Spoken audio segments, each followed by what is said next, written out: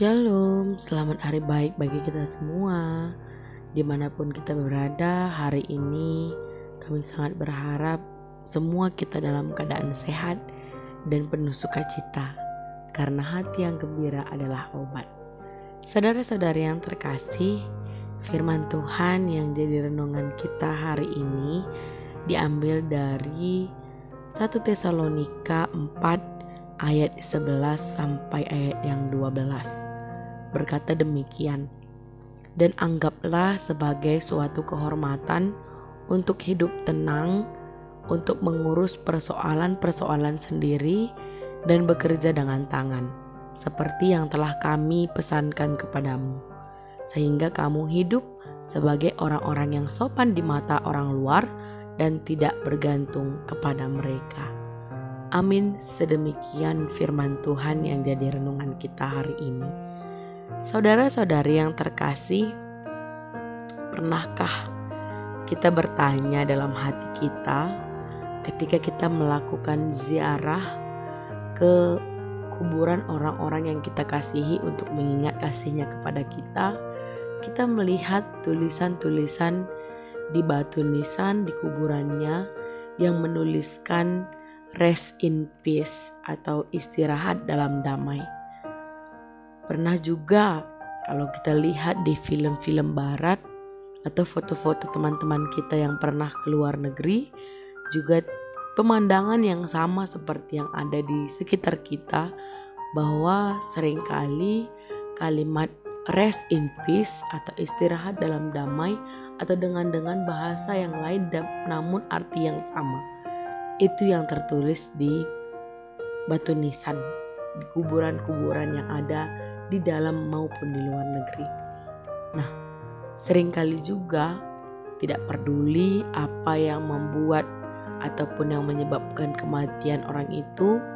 Yang penting jikalau dikuburkan atau di bawah kayu salib ada batu nisan yang bergambar kayu salib, selalu dituliskan rest in peace atau istirahat dalam damai. Sehingga tulisan-tulisan ini membuat tidak sedikit orang yang juga membuat slogan seperti ini. Why should we only rest in peace? Why don't we live in peace too? Atau terjemahan bahasa bebasnya seperti ini. Mengapa harus sesudah mati baru damai? Mengapa tidak damai juga ketika masih hidup? Malahan ada yang berkata seperti ini. Why can't we live in peace too? Mengapa kita tak dapat hidup dalam damai juga? Menurut kelompok ini, damai sudah seakan-akan tidak ada lagi, tidak dapat lagi terjadi di masa ini, di masa ketika hidup. Dengan kata lain, hanya ada damai itu setelah mati. Nah, walaupun ini bukan pemahaman yang universal yang diakui oleh banyak orang, namun seringkali memang kita akui bahwa dalam menciptakan hubungan di dunia ini untuk bisa berdamai di tengah masyarakat memang cukup sulit dan mahal harganya. Hanya demi hal-hal yang menurut kita sepele, menurut kita kecil, dia bisa meninggalkan rumah, pekerjaannya untuk bisa membela kaum-kaum ataupun kelompok-kelompoknya sendiri dan tidak mendatangkan damai bagi orang lain.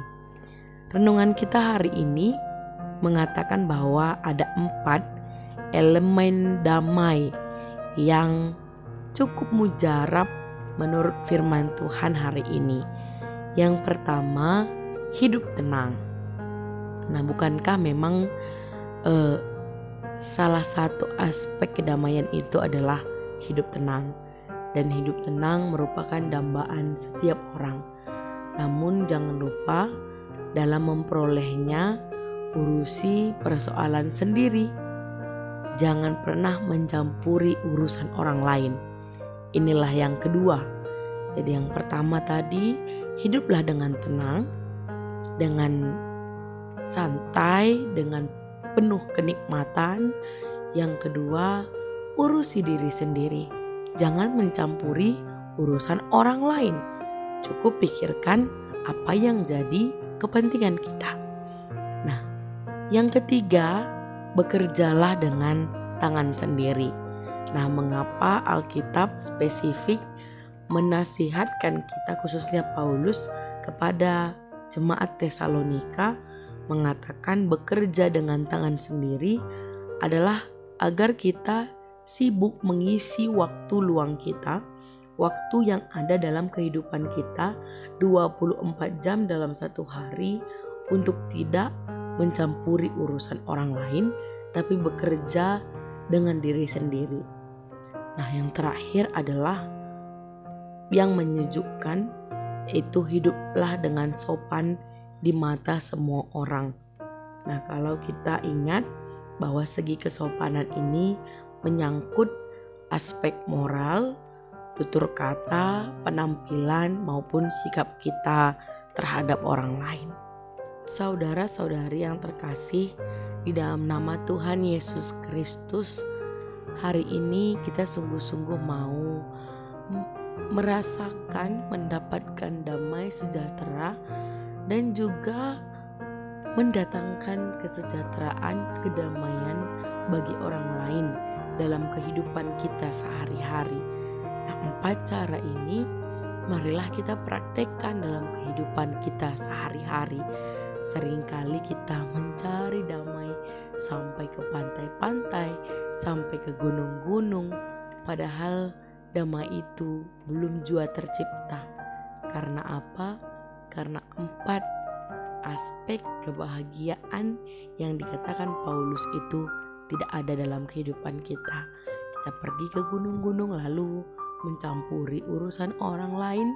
Kita pergi ke pantai namun tidak mengerjakan sesuatu yang berguna bagi diri kita. Atau kita pergi refreshing, menonton film dan lain sebagainya, namun tetap juga tidak bisa hidup tenang. Nah, saudara-saudari yang terkasih, mengapa itu bisa terjadi dalam kehidupan kita? Kalau Yesaya 26 ayat 12 mengatakan, "Ya Tuhan, Engkau akan menyediakan damai sejahtera bagi kami, sebab segala sesuatu yang kami kerjakan, Engkaulah yang melakukannya bagi kami." Saudara-saudari yang terkasih, damai sejahtera yang sejati takkan pernah tercapai, takkan pernah kita dapatkan di luar Tuhan, di dalam kehidupan kita. Oleh sebab itu, mari hari ini kita boleh menciptakan kedamaian, mencari kedamaian, dan memberikan kedamaian bagi orang lain di sekitar kita. Tuhan Yesus memberkati.